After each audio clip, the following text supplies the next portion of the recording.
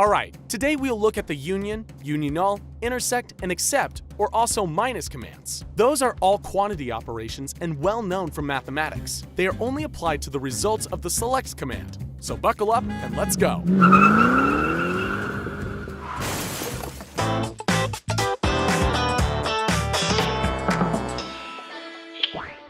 What can we do with union now?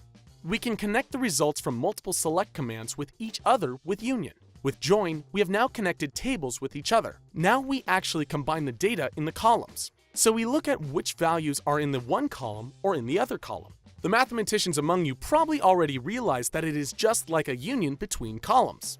We simply write a union between the select commands in SQL. However, we have to consider a few things when using union. The columns that are merged always have to have the same data type. There must either be characters, numbers, or other similar value ranges. Furthermore, the number of columns in both select commands must be the same.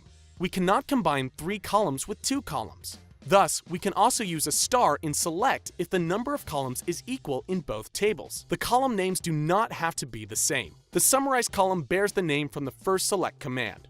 There is often confusion with a union. If columns in both tables have the same name but are at different positions in the table in both tables, the position will be considered. The same name does not matter in SQL, but now we have the corresponding addition for this. This is written directly after union. Only the columns that have the same names are considered here. If you have a different order in both tables, the order in the second table will be automatically adjusted to the order in the first table. It is also important to know that the union simply combines the same values that are in the column. Thus, just like distinct with select. Remember? Let's take a script table and a play table. People who wrote a script or were in a play are now in both. Now we want to output all names that are either script writers or actors. To do this, we will take a look at the name columns. So let's take these columns from both tables. With a union, we now connect the 2 select commands. The partial results are thus united into a mutual result. Equal values are combined here. If we would have entered a star for both, an error would have occurred. Since the order is important with union, the column ID from the script table would be compared with the name column from the play table. But since these are 2 different data types, it would be an error. Furthermore, the script table would have 1 more column than the play table. When using corresponding, this would work out because only the columns with the same names would be compared. So, column ID and name. The order of the play table is then adjusted to the order of the script table. Now we are at the difference to union all. With union all, duplicates are not combined. So the columns contain the same values. Otherwise, it works just like the normal union. Now we will discuss intersect. Intersect forms an overlap between the results of multiple select commands. In contrast to union, where the values are found in one or in the other columns, the values for intersect must be in one and in the other columns. Thus, only the values that are the same in all columns will be combined. In SQL, we simply write an intersect between the select commands. Of course, the rules that we described for union apply to intersect as well. Duplicate values are also combined. But let's take a look at an example now. Now we want to get all individuals who are script writers and actors at the same time as a result. Just the name is enough for now. With intersect, we can see which values in both columns from both tables match. That is only the case for Quentin Tarantino. The same value is of course combined again.